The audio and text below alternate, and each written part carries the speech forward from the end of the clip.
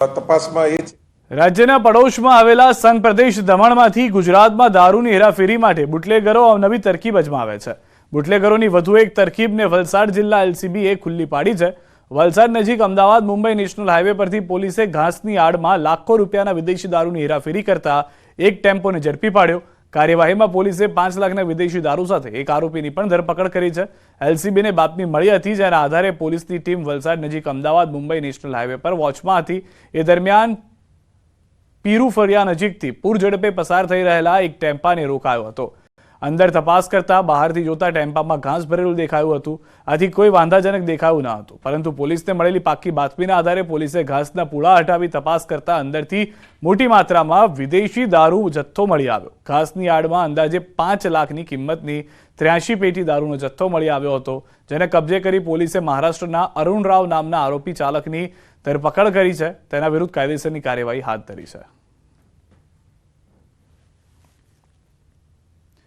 આ તરફ વાંકાનેરના દીગડિયા ગામે દીપડાની દહેશત જોવા મળી રહી છે। દીપડાએ રાત્રિના સમયે પશુપાલકના વાડામાં પશુઓ પર હુમલો કર્યો, જેમાં 4 ઘેટાના મોત નીપજ્યા, જ્યારે એક ઘેટા સહિત 2 પશુ ઘાયલ થયા। ત્યારે દીપડાના હુમલાની જાણ થતાં જ વન વિભાગે દીપડાને પાંજરે પૂરવા તજવીજ હાથ ધરી છે।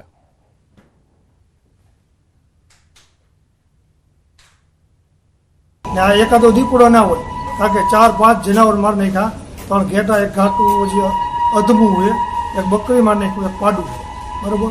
એટલે જોખમ છે ને ફોર્સ આનું તાત્કાલિક પગલાં લે અને જેમ બને એમ પકડે તો સારું। એને એ ખેડૂત માટે મોટો જોખમ છે। 2 ઇજાગ્રસ્ત છે, એક પાડી અને એક ઘેટી મોટી, અને 4 મરી ગયા। 4 મરી ગયા છે। અચ્છા, કેટલા વાગે આ બનાવ બન્યો હશે દાદા?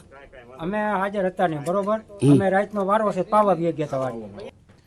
અંબાજીથી સમાચાર। દાતામાં અંતિમ સંસ્કારને લઈને ઉભો થયેલો વિવાદ શમ્યો। વાલ્મીકી સમાજના પ્રશ્નોનો આવ્યો નિકાલ। 2 કલાકના ધરણા બાદ આવ્યો પ્રશ્નનો અંત। ગામમાં અંતિમ સંસ્કાર માટે જગ્યા ન મળતા વિરોધ કર્યો હતો।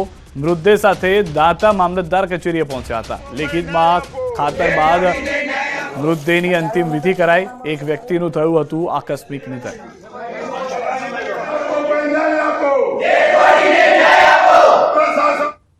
તો કૂતરો મળી ગયું છે, તો અમારા તાજગાલી મામલતદાર સાહેબને પહાણ અમારા તાજગાલી ન્યાય જોઈએ। આ ન્યાય નહીં મળે ત્યાં તો અમે બોડી નહીં ઉતારીએ, લઈ જાય, અને આ ન્યાય નહીં મળે ત્યાં તો અમે ભૂખું અત્યાર પર ઉતરવાના છીએ। આજ રોજ અમે વાલ્મીકી સમાજના અમારા ભાઈની ડેડ બોડી અહીંયા મામલતદાર કચેરીએ લઈને આવ્યા છીએ, અને જ્યાં સુધી દાંતા તાલુકાના અંદર આવા બીજા કેટલા ગામ છે એની પણ તપાસ થવી જોઈએ। વધુ માહિતી ન્યૂઝ 18 સંવાદદાતા મહેન્દ્ર પાસેથી પણ મેળવીશું। મહેન્દ્ર, જે રીતની પરિસ્થિતિ થઈ છે અંબાજીની અંદર, શું મુખ્ય માંગ છે અને હાલમાં શું નિરાકરણ આવ્યું છે?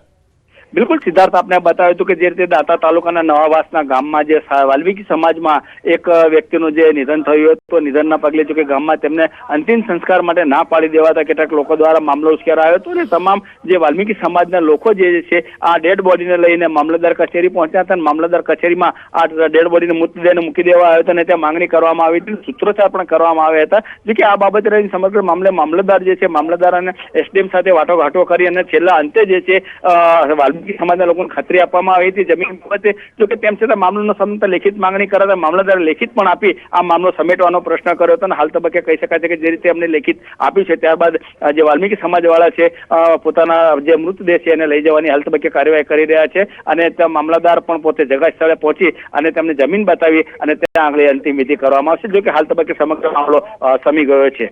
આભાર મહેન્દ્ર, સમગ્ર માહિતી બદલ। તો હાલમાં મામલાનું નિરાકરણ આવ્યું છે, જે સૌથી મહત્વના અને મોટા સમાચાર છે। સમાચારોમાં હાલ રોકાઈશું એક વિરામ માટે। આપ જોડાયેલા રહો ગુજરાતની number 1 news channel news 18 Gujarati સાથે।